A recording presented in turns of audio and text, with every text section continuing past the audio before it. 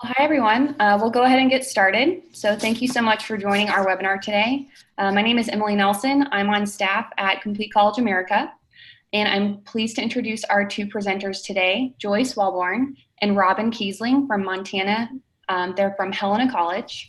Joyce is a mathematics faculty member, and Robyn is the General Education and Transfer Division Chair. So both of them help to lead Corequisite Support implementation at Helena College.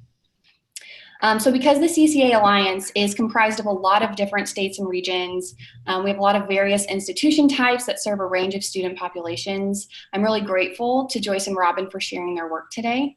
I hope their insights will be really valuable to other institutions, particularly those in rural areas, as they navigate their own game changer implementation. I will note that we'll have a little bit of time at the end for Joyce and Robyn to answer questions. So if you have a question, please feel free to ask it in the Q&A section at the bottom of your screen. I'm going to make sure that I don't have any questions right now. I think everyone can hear me, so we should be good. So without further ado, I will turn it over to Joyce. Hi everyone, this is Joyce Walborn. Thanks for joining us today. We're going to be talking about Corequisite at Helena College, although living in Helena, we don't call it small rural. No. We're a big city in Montana, but I know for the rest of the world we're small. Yeah. So here we are. So Helena College, we're a public 2-year institution. We offer 27 degrees and certificates. We have approximately 1,500 students, hopefully, on a good year. So before I talk about the Corequisite strategy, I want to touch base just for a few minutes on math pathways. And this is because it's very important that you have your pathways set up appropriately before you can implement proper co-requisites. So in 2012, Helena and or all of Montana and Complete College America joined together and created a statewide math pathways task force. And in that task force, what we came up with was 4 recommendations for all the colleges across Montana. The first one is probably the most important one. We wanted colleges to take a look at what math they were requiring for each degree and reevaluate. What we found in our studies was that college algebra was the highest enrollment for math courses across Montana. Unfortunately, it was also the highest failure rate of math courses across Montana. So our concern was that a lot of students were being led to college algebra as a degree requirement, but that particular class was preventing a lot of students from actually graduating. So we wanted them to key in on if there was an alternative, an appropriate one to college algebra, consider that for your degree requirement. And then once you make those choices, evaluate the prerequisites for each of those new gateway math courses. In our studies, we found intermediate algebra was being used as a prerequisite for almost all 100-level college math classes. And intermediate algebra is great for college algebra, but may not be an appropriate level of math for, say, a liberal arts type of math class. And then we wanted institutions to encourage students to take math as early in their career as possible, preferably first semester, but definitely by the end of the first year. So Helena College, before we started working with Complete College America, had a pretty typical math path for students. Depending on placement, students could spend up to 3 semesters in remediation before they could enroll in their college math class. And our college math classes for our degrees are college algebra, probability, and linear math, and contemporary math, which is our liberal arts type of math class. You can see intermediate algebra is required for all the college level math classes. And if a student was undecided, they were told to take college algebra because it's more than enough math that you'll ever need, and it will open the door to every degree you could possibly want. However, if the students aren't passing college algebra, then it's not opening the door, it's actually closing the door to a lot of degree completion. So in the fall of 2015, Helena College embarked on Math Pathways. We took a lot of time in each department to make sure the appropriate math for the degree was aligned. We really wanted students to have math that was relevant to what they were studying. And that's a key not only for the student, but also for student success. Relevance plays a very high role in whether or not students succeed in a particular course. Also, if a student came in undecided, we directed them to contemporary math, which is kind of on the opposite end of what we were thinking before with the college algebra. When we did the studies in the Math Pathways Task Force, we found that there were a higher percentage of students that declared a STEM major, so one of your science technology type majors, and then changed out of it.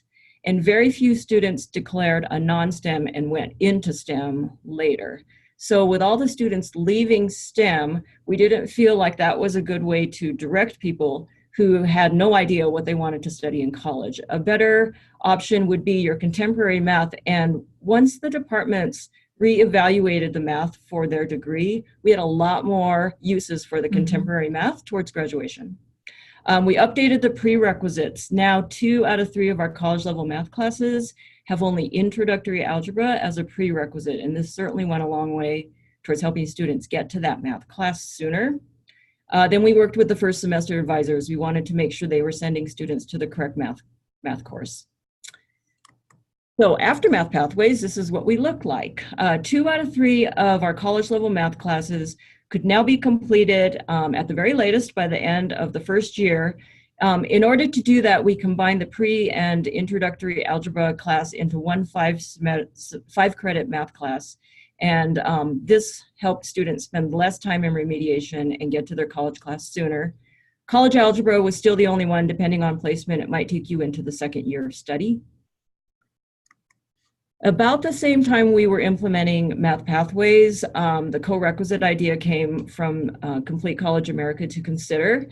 And this is where, of course, students are placed directly into the gateway course. They get just-in-time remediation.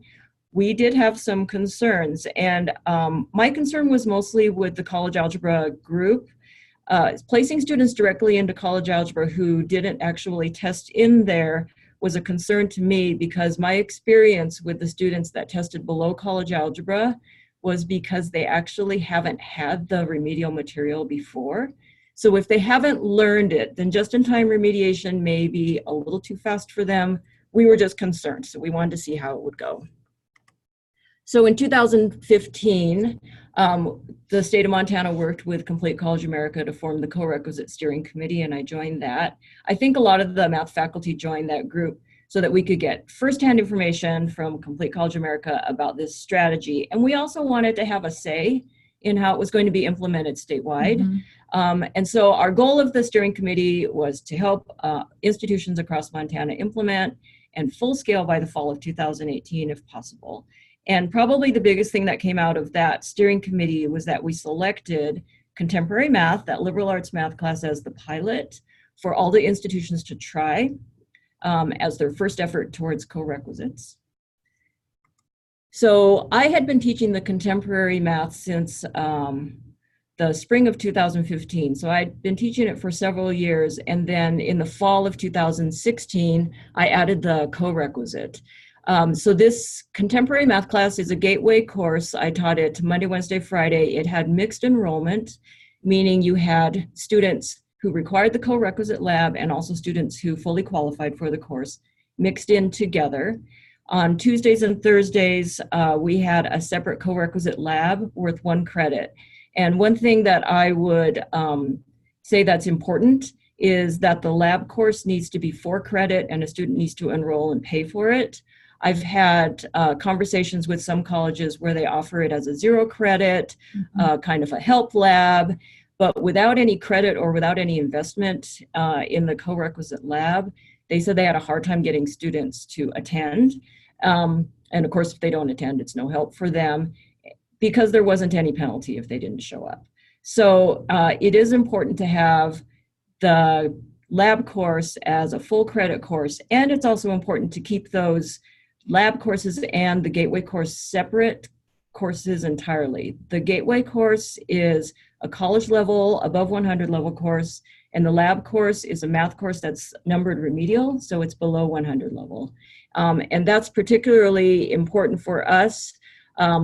We are, and I'll talk about this in a little bit, but we're a performance-based funding state, and one of the metrics is identifying those students who tested remedial and enrolled in a remedial course and then went on to complete a college level math course within 2 years. So we had to make sure that they showed as enrolling in a remedial math course, that's the co-requisite lab, and then completing the gateway course within 2 semesters, but in their case, they completed it same semester. Another thing that's important is for us is to have the same instructor teach both the gateway course and the co-requisite course. And my experience, I've been teaching this gateway plus co-requisite for 3 years now. And the success that comes out of the co-requisite lab, I feel a great part of that success is because they develop a sense of community. They feel very comfortable in the learning environment, and that comfort helps them to ask questions. It's okay to make mistakes. We all learn, we all grow from that. But creating that environment where they see the same students 5 days a week and the same instructor 5 days a week is very important. And I know there have been some questions about how you get, does the lab coordinator have to be master's level prepared or able to teach the gateway course? So in our case, we kind of take care of that with having the same gateway instructor also teach the lab course for credit reasons, but also for that sense of community type of feel. I always plan it at the same time every day just for scheduling ease and so that students know they're going to work on math 5 days a week at 9 o'clock. For this contemporary math, we didn't use any cutoff score for the co-requisite labs. So no matter where you placed, you could enroll straight into the college level math course, and some of those students also required lab. So how did they do? That's kind of the question. This chart shows the pass rates for the contemporary math class over the past several years. What I want to point out is a couple of things. The first 2 bars on the left, spring 14 and spring 15, this is when we required intermediate algebra as a prerequisite for contemporary math. And I started teaching in the spring 15, and what I would say the difference in these students was they had better math preparation. They had been through intermediate algebra, but also most of them were at the very last semester before completing their college degree.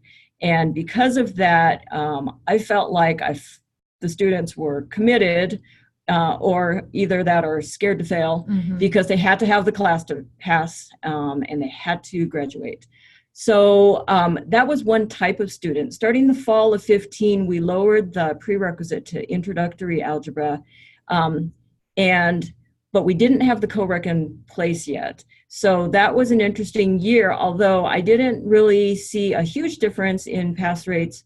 So I felt like lowering the prerequisite to introductory algebra was an appropriate thing. The students still had enough math skills to complete the class. Starting the fall of 2016 is when we began the co-requisite effort. And here's where we had students of all levels enrolling in the gateway class. And the main difference here between the very first bars on the left is that this is now a first semester course instead of a last semester course. And it's just a different type of student. I think, you can see the pass rates are slightly lower than the 100% of spring of 2014. However, a lot of the students I see that don't end up finishing the course are deciding whether or not they're going to be college students. They're kind of navigating that halfway point between I used to work full-time and now I'm still trying to work full-time and go to college. So it's a lot more in and out of the students kind of deciding what their future holds and not really a reflection of the amount of math that they can handle. So this chart is an interesting one because it shows the difference between the final average grade of the co-requisite lab student and the final average grade of the fully qualified contemporary math student. Now, co-requisite is supposed to be the equalizers. So technically, the difference between a lab student and a non-lab student should be 0. But you can see by this chart that the lab student outscored the non-lab student by sometimes as much as 6 or 7%, which is quite a lot when it comes to a final grade for a course. One semester they scored below by about 1.5%, so fairly equal. And I attribute a lot of that success of the lab student as coming to the lab all the time, feeling very comfortable with each other, with the instructor, and feeling free to ask for as much support as they need. Okay. Enrollment was one of the things, particularly when it came to college algebra. We were looking to change the enrollment in that course because we wanted to direct students to the appropriate math for their degree. And you can see that gray bar, the college algebra enrollment is steadily going down, particularly when we implemented the math pathways. And then the orange bar is the contemporary math group. That one steadily increased as more degrees are using that for their required math. And then the blue bar is the math lab, the co-requisite students. And you can see some semesters, the co-requisite students make up almost the entire contemporary math class.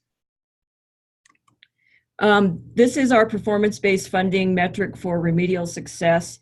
And again, I'll just emphasize what that metric is. Students have to enroll in a remedial math course and then go on to complete a gateway course within 2 years to count on this metric. And you can see fall of 2015 when we implemented pathways, and then especially 2016 with co-requisites. That's when we saw the largest increase because we're getting students to their college level math class much sooner in their career.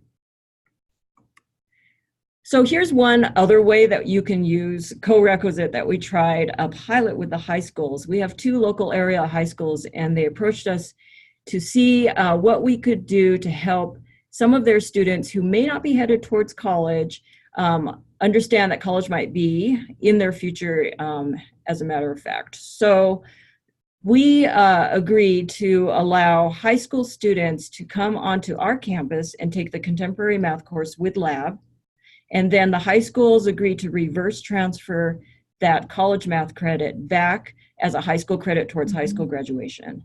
And our specific target were students who scored 17 and below on the ACT math. And just as a reference, 21 is required to enter contemporary math. So these students scoring 17 and below without a co-requisite in place would have to have several semesters of remediation before they can take a college level math class. And we targeted this group because we thought they might be discouraged.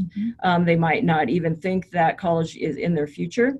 So we invited them onto our campus. It was a very, very small pilot. We had 3 students. And when actually they sent letters out to about 200 students, we had 200 seniors who had taken the ACT and scored 17 or below in math out of approximately 600 students. So there were quite a few that were eligible. 3 people took us up on it. 2 of the 3 told me that it had taken them 2 years of pre-algebra in the high school to finally pass it. So they were entering in with fairly low math skills, but despite that, they all passed. And they not only passed, but they got very good grades. They all scored in the AB range. So they got their college level math credit. And what's important for those students is that might be the only math they need for the rest of their life. And now they have it done, and they have it done while they're in high school.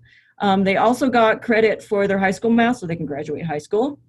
But I think the most important thing that came out of this, all the students said that they could now see themselves in college. They came to a college campus. They really enjoyed mixing among the college students. And they really felt like it was a place that they could belong and they could succeed. And that's really exciting for their future. Starting last spring, I added the co-requisite for college algebra. So this was the group I was kind of concerned about. A lot of these students haven't had the prerequisite material. So just-in-time remediation, I wasn't sure. So I did approach this in a different way. I did set a cutoff score. The students had to test into the intermediate algebra course, which is the prerequisite. So they did need to come to class with a base level of introductory algebra knowledge. The way I ran it was 8-week back-to-back courses. So I did 8 weeks of intermediate algebra and then 8 weeks of college algebra, which is quite a different approach than the contemporary math. But I did this because I felt like they needed that full lecture on the intermediate algebra material because I've never heard of it before. I wanted them to have it solid in their repertoire before they could move on to college algebra. It was 6 credits. We met 3 times a week, so it was a hybrid class that met 50% of the time. The lectures were packed. They were very fast-paced. Students did a lot of work on their own. In the end, we had a pretty good success rate in the course. They had to stick with it, though. It was a long and hard process. So now, With Corequisite, this is what we look like. Contemporary math is now a first semester course. And with the intermediate and college algebra back-to-back Corequisite, the college algebra and the probability and linear math are now second semester courses, which we're pretty excited about. But then wait, this fall, we're also going to be moving the probability and linear math into a Corequisite model. This is going to be a back-to-back 8-week also. So 8 weeks of introductory algebra, 8 weeks of probability and linear math, and there will be no cutoff score for this one either. So contemporary math, probability and linear math, those can both be first semester courses. And depending on placement, college algebra could be a first semester at the very latest, end of the first year. Now I'll turn it over to Robyn. So the Corequisite model that we implemented in math actually had an impact on a couple other disciplines, one being writing. We had, I think like most other institutions, had a standalone remedial writing course. We called it developmental writing. I always hated that title. I hated talking to students about that and having them see that on their transcript. I think that was sort of a demoralizing title, but that was what we had. We had the standalone writing, and then remedial writing, and then they could go into their college level writing course, whether it was RIT 101 college writing or RIT 121 technical writing. What we did was we applied the Corequisite model to both RIT writing courses in spring of 17, and we added a Corequisite lab, RIT 096, that works for either course, and it's the same exact model as what we did with contemporary math. It's a 1-credit Corequisite lab. So students would sign up for the 3-credit writing course that they needed, and then also the 1-credit Corequisite lab if they tested into that. It worked well, and what we literally used exactly what we did in math and applied it in the same way. So we have the same faculty teaching the Corequisite lab as teaching the writing course, and that's making a big difference. We have face-to-face courses that meet. We also have online. In writing, we've actually done fully online, both writing courses and Corequisite lab, and it's working well in both areas. So students have a choice usually because we have multiple sections of writing. On how they actually choose to take the course, whether it's fully online, hybrid, or face-to-face. And then if they're in the lab, they choose the lab that's attached to their faculty. Our last standalone remedial writing course was offered in spring of 18, which was a really big thing. When we implemented the Corequisite in writing, it really started to kill our remedial writing course, because of course students found out advisors were advising in heavily, in large part, I believe, because we had done all the work with math. They now understood what a Corequisite lab was, and they were advising their students to take the Corequisite lab as opposed to take the full section of semester-long remedial writing course. So our numbers were steadily dropping in spring of 17, fall of 17. And then by spring of 18, our numbers were terrible in the standalone RIT 095 remedial writing course. So that was our last offering of that. We were fully scaled by fall of 18. We no longer have any standalone remedial writing courses offered at this campus.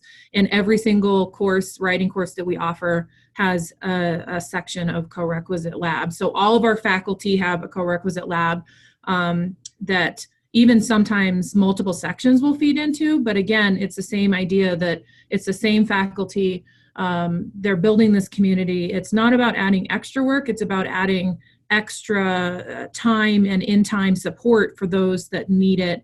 And we're seeing very good results. In fact, I would say I've had multiple students come and ask if they can actually just take the Corequisite lab, both in writing and in math. I've had students, because students talk, hear how well students are liking the Corequisite model, and they're asking if they can take it even if they don't place into it, which all of our faculty have actually, if there's space, they've allowed them to do. So it's been a good thing. Writing, I would say, was a little bit different, where math was very faculty-led. I mean, Joyce really was sort of the spearheader of this Corequisite model and the math pathways. I think, again, Joyce was right in saying that math pathways had to come first for us. Writing was a little bit different. Writing, it was what we were seeing in math really did inform what we did in writing. And so that was more of I would say me having a discussion with writing faculty and saying, and also seeing what was happening with the numbers in the standalone remedial course, and sort of initiating that conversation. In the end, it's been the right decision, and I think what it's done is sort of open up some avenues for faculty, and I'll talk about that in a little bit. So the impact on writing has been great, and we're fully scaled there as well. It's also really started the conversation about applying that co-requisite model to other areas. I've been really interested in the last couple of years in seeing how successful these students are in looking at about how the co-requisite model can actually be applied to other disciplines. Really the high stakes and gateway course disciplines. We have a very high number of students seeking health sciences, especially nursing, on our campus. So anatomy and physiology and chemistry are gateway courses for them. Anybody who has a nursing program knows that they need to have those, strong grades in those courses in order to get into a nursing program. And so really trying to think about how can we do that so that it's still the same idea and that same model, where students could maybe opt into a credit-bearing course where it was a lab where they were getting more time support of those courses that are really gateway and high stakes for those students. Again, those are courses too that we see a lot of retakes for, which any advisor, it's one of those things that they'll pass the course, but they'll retake it if they don't get an A. I don't like seeing that. I think none of us like seeing that. So it would be interesting to see if this model could actually help those students. I really think that offering that just-in-time support for students is it's the key. We know that, and I would say that this co-requisite is actually informing everything that we're doing from student support model. We've, added new just-in-time support in everything that we do in our student support center. And I think, again, everything's being informed by this co-requisite model. And then supports, I think I can't stress enough that it's the fact that the faculty are offering the just-in-time support. Not that it's not a bad thing to have tutors and other things, and I think that those are a key part of support for students, but I think in this model, I think the reason that we have been so successful is that the faculty in both math and writing were just so adamant that the support was offered by them. It was not offered by another part-time faculty hired just to teach the co-requisite lab. And other schools in the state have adopted that model, and I think that they're successful as well. But I think a really large part of what has really made this so successful is the fact that they have Joyce for their co-requisite lab and their math, or they have, the same writing instructor. There is no divide there. It's really just such an important connection and that community builder. And I think we're seeing a lot of students succeed because of it. So I would say that our keys to success on this was that it was really faculty led. Implementing this, if this would have come down in a different way, I don't know that it would have worked as successfully. Having Joyce kind of lead the charge, and again, we were very lucky that the Montana University system and that we're a part of the alliance with CCA, but that it was really, the math pathways and the co-requisite model was a conversation that was happening at the system level, and that they invited faculty to actually really lead those conversations and figure out what was going to happen. So luckily, I think, the fact that Joyce was a part of that, I think really helped us get where we were. I don't know that it would have been quite as successful had it just been sort of top down, our dean saying, this is what we have to do. Because it was faculty led, I think, in the math, and we showed success, I think that really informed to the faculty in writing that would work. And again, it's informing other areas as well.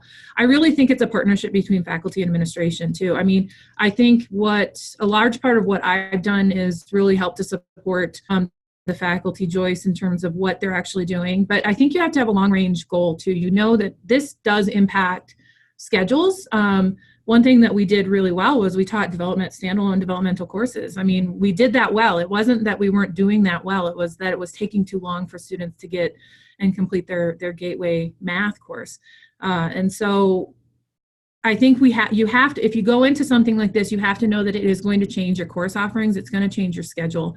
And so that was a large part of what I was doing, was really working with faculty to try to think about what's going to happen and what does this mean going down the road. And then it's not just the administration too, it's really communicating all the changes with all areas of the college. So advising, you know, we can have the best math pathway and best co-requisite, but if advising does not understand or know about it, they won't advise the students to take it. So we really had to work, I would say, for quite a while for advising and everybody in Helena College campus to understand what the new math pathway was. Admissions, I mean, our SIS, we use Banner, you know, trying to figure out what were the implications for registration if they had to take the same co-rec lab from the same faculty that's teaching the Gateway course. What did that look like, working through all those sort of those challenges there, you know, and making sure that our high school partners, we have a very large population of dual enrollment schools and students. And so that, I think, has been the most challenging aspect of understanding the math pathways is any of you that work with high schools probably understand that that is still very ingrained in them, that college algebra is the course that they need, regardless of who they are or what their plan is. And so working with them to understand that they don't all necessarily need college algebra and that there are other pathways available has been an ongoing conversation, and it's one we still have. So communication is key there. Allowing solid time for implementation. I think this is something that didn't happen overnight. I mean, this has taken several years. I feel very good about where we are, and I think it's because we allowed time for changes to occur. We, you know, the state choosing or the pilot group deciding to start with Math 105 was absolutely the right call. That was the best course to start with. But I also know that watching over the years, you know, we were very skeptical that Math 121 college algebra could be correct. And now look at where we are. I mean, we're very far away from where we were a couple of years ago, and all the better for the students. So allowing solid time for that solid implementation, because again, this isn't just Joyce's job. It's not just my job. It's literally everybody in the institution to try to figure out how to do this well. We do see changes in the schedule, but I think that those changes have been good. We have seen less standalone remedial courses. So that allowed more time in the schedules for faculty to pick up other courses that they weren't teaching, or that we had a lot of part-time faculty teaching at the time. And that would be higher level. And so we're actually adding higher level calc courses that we haven't been able to offer because now we actually have time to do it. And it's opening up pathways for students in pre-engineering and pre-med that we never, you know, thought about, because again, we were focusing so heavily on the remedial courses. So I think it's changes in the scheduling, but I think they've overall been good. And then again, having a system, the Montana University system being so supportive of this, and then also the CCA Alliance. I rely a lot on that CCA Alliance and all of the information that they give us or they provide for us. So I think that's been key, and it's also allowed us opportunities to just really talk to other Alliance members and have conversations about how it's working. And we're not in this alone. I think we're all in this together. So I think that's been an important part. So that's it. And those are our contact information. I think there's some questions. Thank you so much. Yeah, we have some questions. I'll direct you first. We got a chat question. That's a clarifying question. Can you see that, Joyce and Robyn? No, if you stop your share, I think we can see it. Okay. I can just read it out too. Okay. Oh, okay. Oh, it's right there. Oh, there it is. New math pathways. One with a prerequisite, one as a co-requisite. Okay. Okay, so this is a question about college algebra options. So we have two different ways that you can get to college algebra. One, the traditional, kind of more traditional prerequisite way, and one as a co-requisite. And they want to know, do students choose? Is there a cutoff? Mm-hmm. So it just depends on where they are placed when they come into Helena College. So if they place into intermediate algebra, then they will be, and they need to get to college algebra, then the intermediate algebra, college algebra combination co-requisite would be what they would be recommended to take, because it would only take one semester to complete both of those courses. We no longer offer a standalone intermediate algebra course or a standalone introductory algebra course. So all our developmental courses are now combined with the gateway course that they're leading into. So if a student tests into intermediate algebra, they would automatically be placed into the co-requisite intermediate college combination. If they placed into introductory algebra, then we have an introductory intermediate algebra combination. It's 2 developmental courses that are 8-week back-to-back. And so they would take care of their remediation that first semester and then take a standalone college algebra the second semester. So it just depends on placement. Now, what you'll notice here is all of a sudden I stopped talking about pre-algebra. What happens if they test down to pre-algebra? So we actually eliminated the pre-algebra course. Mm-hmm. And so anyone who tests what used to be introductory algebra or below automatically gets into introductory algebra. We do give them an option if they place very, very low and they're worried about going straight into introductory algebra. We do have adult-based education on our campus, and we inform them of those services if they want to spend a little bit of time refreshing on skills and getting their math skills up in the adult basic ed environment, and then coming in and being prepared for the introductory algebra if they want to.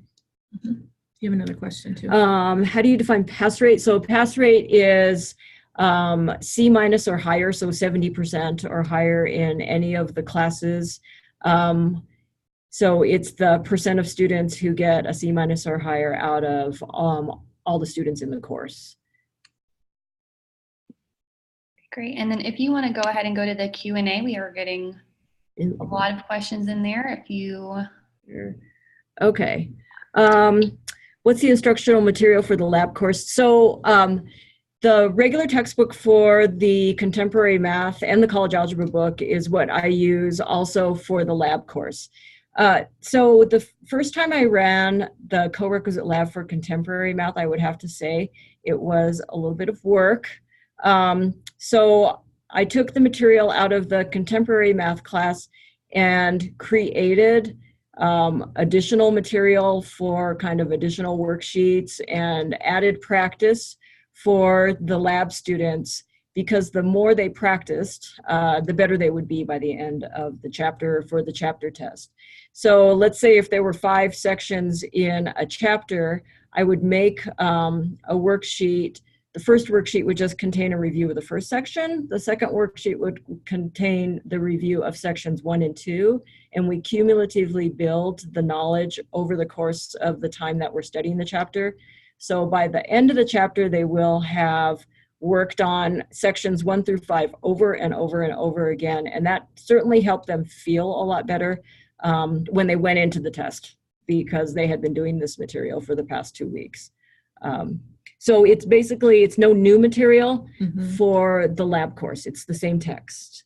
Let's see. So you're right. The contemporary math did have mixed enrollment, meaning co-requisite students and fully qualified students. The college algebra co-requisite was not mixed. So it was people who tested into intermediate algebra or had taken introductory algebra and could now take the intermediate algebra course. So they were all actually intermediate algebra students.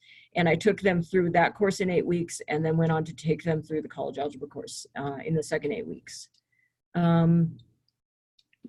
Joyce, I'm going to interrupt just really quickly. If everyone can make sure to put your questions in the Q&A section. I'm seeing some in chat, that's fine. But in case we don't get to all of them, I can save them in Q&A and we can make sure that all of those are answered afterward. So if you have additional questions, go ahead and put them in Q&A. Thanks. Yeah. The second part of this question is concern about having co-req separated from like the fully qualified college algebra student, I guess. And I think in college algebra that that wasn't really a concern. I think in the contemporary math, I wanted to make sure that we mixed the enrollment, mainly because for that gateway class, you cannot change the level of difficulty and you cannot change the level of rigor for that class at all. So this kind of ensures that it's the exact same course that I've been teaching for years, no change in level of ability required of the students. And then if there's any assistance needed, that you take care of that in the lab. For the college algebra, I don't think the COREC students felt bad for not being in college algebra directly. I think that they were actually glad that they were going to get a full intermediate algebra class with lecture before they jumped into the college algebra material. Let's see, contemporary math and probability, what are the topics? So contemporary math really covers, we start out with a lot of problem solving, we go into finance, introductory statistics, linear and exponential modeling, and then a little bit of geometry at the end. So it's just kind of a variety of topics. The probability in linear math is really, probability is half the class, and linear math, which means nothing higher than x to the first power, which is why we only require introductory algebra for the prerequisite for that, because they don't have to go into quadratics or higher. And so that probability in linear math is mostly used for computer technology and accounting and business degrees. And what else? Do you have a COREC for statistics? We don't have COREC for statistics because it needs it. We have a prereq on that of any 100 level math course can go into statistics. So, or if they place into it, they can take statistics as well.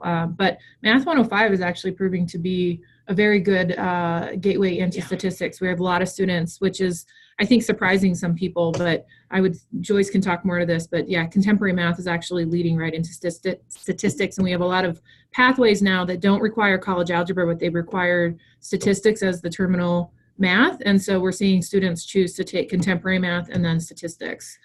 Yeah, and I would say the reason the contemporary math is a great setup for statistics is because the contemporary math focuses on a lot of situational types of problems that you solve using math.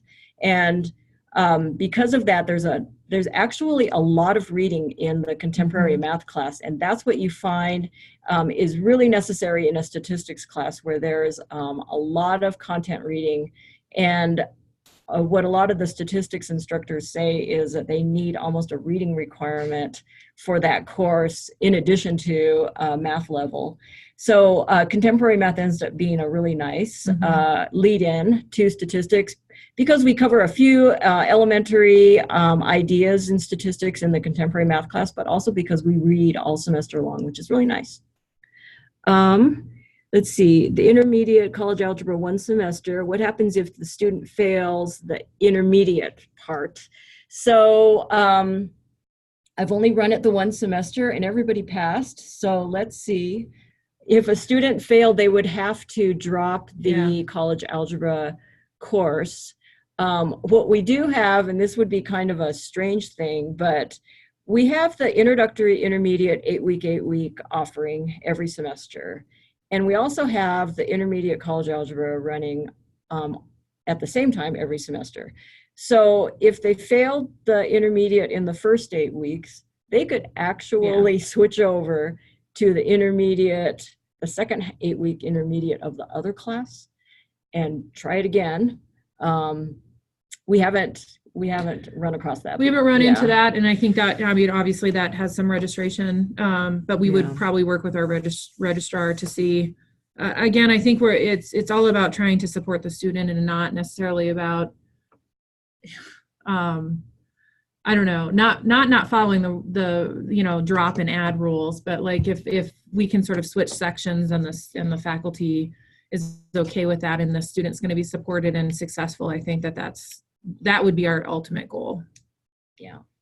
Let's see, how do you handle the student who does switch to STEM after doing the contemporary math? So this is where the advising initially is really key, because they need to, so they come in undecided and the advisor says, I'm going to send you to contemporary math.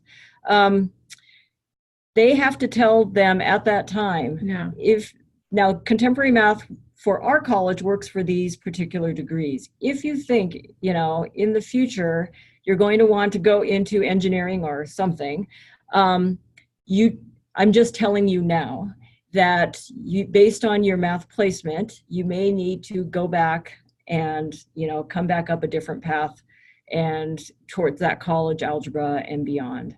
So, you know, it won't cover everybody, but it's covering more people than it's not by putting people into the contemporary math as an undecided student.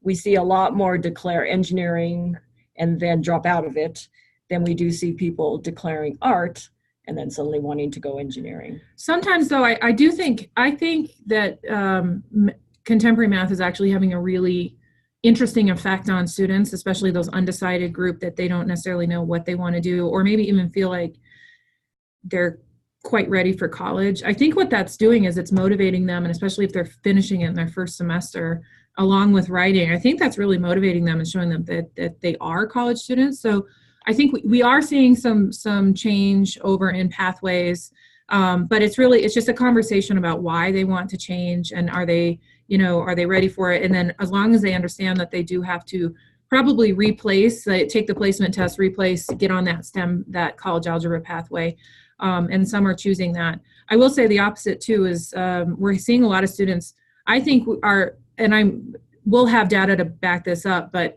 I think we're seeing a lot of completions because of contemporary math, because students who come in that were always, for whatever reason, afraid to take their math. I know I personally have seen a lot of advisees that are completing degrees because now contemporary math is not only available, but it's a very good course, and they're feeling very good coming out of it because they are successful and supported by Joyce. So it's a good thing. These next two questions are I can do together because they want to know what do we do in the lab for contemporary math, and then how many students. So for the lab, I won't limit the number of students that can be in there. So the entire, our contemporary math course has an enrollment cap of 25 students. And if all 25 of them are co-rec students, that's fine. That it doesn't matter to me. Some people try and keep that lab number down because they want that more intimate group of students. But I think it's more important that all the students in the main gateway class see each other every day, and if that means everybody. And I've had some semesters where it's like 20 out of 24 are co-rec students, and that's fine. So in the lab courses, what I do is a lot of skill review, sometimes skill introduction, because some of these students haven't had a lot of these skills before. We focus on homework. This is the place where they can definitely get their homework pretty much almost done, if not completed. They can ask questions, they can get the answers right away. Sometimes we'll do problems on the board because everybody's having the same question, that kind of thing. We do test prep. And this is where I also use all those worksheets that I created that accumulate and build up across the chapter, so that by the end of the chapter lessons, they will have really done the first section of the chapter about 5 or 6 times. And that's what students say happens to them the most in math tests, is that they do really well on the questions that they just did yesterday in class, but the questions from the section that we did 2 weeks ago, they can't remember how to do it. So it's just building and reminding them how to keep those skills up. What are your placement mechanisms? Okay, so we use AccuPlacer for placement, and yes, it is definitely STEM pathway related, because it's all about algebra. So I'm not sure if we use other mechanisms. We're starting to have more, I feel like, you can only tackle one sort of big change at a time. Placement is definitely becoming a bigger topic of conversation on this campus, and I think around the state, about using non-test measures to adequately place students. Not all of our students come in with ACT scores either, and we let them take kind of the higher of the two.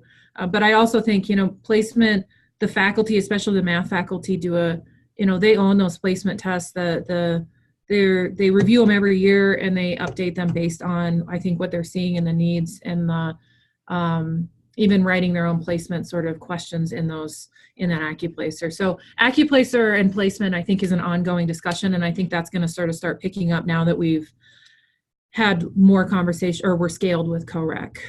Wouldn't you say? Yes. Yeah. How do you deal with different knowledge levels in CoRec Lab? And we do find quite a range, everything from barely pre-algebra to somebody that's almost, that could almost take just the gateway class without lab. So, you know, they all just work together. Obviously, the ones that have higher math skills can complete the work much more quickly. There is no shortage of extra practice for you in the lab. So I have lots and lots of material that they can be doing. But I also encourage them to try and help each other. So what I find is that the students that are really pretty on top of it, don't need much assistance, they really do help a lot of the other students in the lab. And this is where that community starts to form. I also make it very clear that when a student asks a question and maybe another student is kind of like, oh, that's so obvious, I make it very clear that I'm very interested and respectful of the fact that they wanted to ask the question out loud in front of the class. And I try to encourage students to always be respectful and always just appreciate where everybody is. Everyone has different math background. That's just the way it is. But everybody just deserves all the respect that you can give them. And I really find that in the co-requisite lab, I never have any problems with people's attitudes. If anything, people are really willing to help each other out. And I think that's why it's so important for everybody to meet 5 days a week and for the instructor to be with them all 5 days. I've asked the lab students if they would rather have the lab, say, on Monday, Wednesday, right after class. And because it would be easier for their schedule, they can, you know, be on campus just Monday and Wednesday, Friday, didn't have to come on campus Tuesday, Thursday. And they have all told me that it's important for them to come on Tuesday, Thursday. They like the regularity of doing math every day. They told me they think it makes them a better math student, and I agree. And I also think that they like kind of spending time together and getting to know each other every day. Yeah, it's that community piece I think that is really being developed in that co-requisite model. Let's see, the textbook that I use for contemporary math is Bennett Briggs, Using and Understanding Math, and it's a Pearson product. Let's see. Is there a grade attached to the lab? Okay, so there is a grade attached to the lab, but the grade is based entirely on attendance. So we have 15 weeks of lab twice a week, so 30 times we meet. They can miss 1 or 2 times and get an A, 3 or 4 times and get a B. I mean, I just laid it out that way. And I've asked every semester, I've asked the lab, is there another way that you want me to grade you?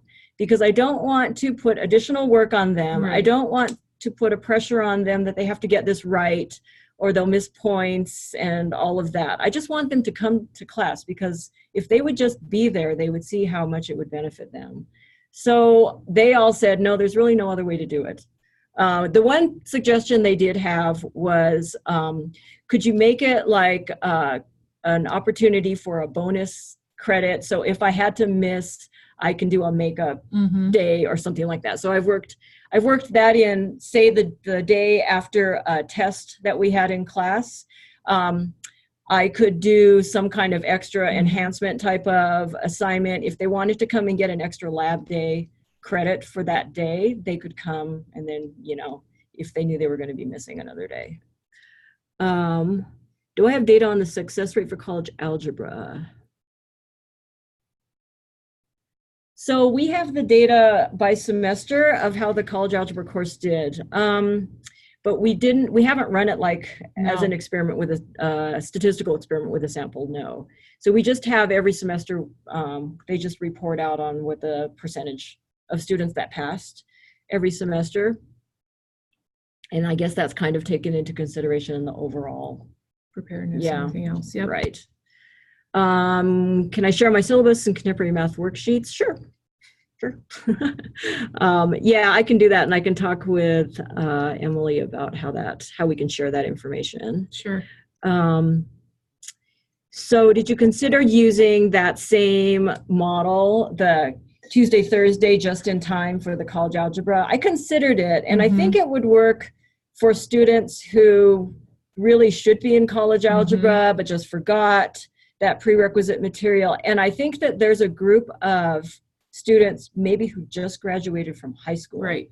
that would work for. We don't have a large enough population to run a separate section of just newly graduated high school students versus your more non-traditional students who either it's been years or they have actually never had algebra before this. So I did consider it, but I went this way for now. And I really did find that teaching that intermediate algebra as an 8-week fast course, it was really all new material for all of those students. Mm-hmm. None of them have said that they knew anything about it before. I think if we started picking up a demographic of, if we started recruiting students and getting students that were straight out of high school that sort of fit that placement just below college algebra, but maybe just needed a co-rec lab, I mean, that's something we would look at. But right now, I think this is the best way for our students. So adult learners, I think that this is what co-requisite was really intended for, especially the lab setting. And I know that, you're concerned, you say that your faculty are concerned about increasing seat time, making them come on campus again. It might discourage some of the adult learners. But once they come to the lab and realize how, I have 50-year-old students becoming really good friends with the 19-year-old that sits next to them in the lab. And it's really great to see, and they can learn a lot from each other. I would say the contemporary math class is one of the best ones where you can mix ages, and different ages can learn from each other, because we all talk about some technology stuff that maybe some of the older students might not be really well versed in. And so when we do some things in Excel, the younger student can help them navigate the technology. We've got, when we're talking about finances, the older students can talk all about their mortgages and all the difficulties they've had with house payments, and the younger students haven't experienced that, but they can really learn from each other. So I think the co-requisite has been great for the adult learner. They don't mind coming on campus if they know it's going to be meaningful and going to be helpful. And I actually think they appreciate it. I've had multiple students come and ask me after taking contemporary math with a co-requisite lab, why we don't do that with all of our courses. So it's, again, I think they really learn to appreciate the extra support and the just-in-time support that they get in the co-requisite model. So the adult learners, I think, are benefiting heavily from the co-rec. I think so. Let's see, this question is, are the credits separate for the contemporary math class in the lab? And yes, they're separate. One's a remedial math. The lab is a remedial math course, and the contemporary math is a college level math course. Awesome. Thank you so much to both of you for answering questions. I think that was the end of it, and we're also at the end of time, so perfect. I just want to thank Joyce and Robyn again so much for providing this presentation. I will also send a follow-up email. I'll include their slide deck and their contact information, some CCA contact information, a link to their blog that they wrote for us, which is really great, gives a little bit more detail that we didn't cover today. The recording of this webinar will also be posted. And then I can also include some of the resources that people were asking for, like the syllabus and anything else that Joyce and Robyn see fit. Great. So yeah, thank you again so much to both of you. And thank you to everyone for joining us today. And you should receive that email pretty soon, within a day or two. So thank you, everyone. Thank you. All right, thanks.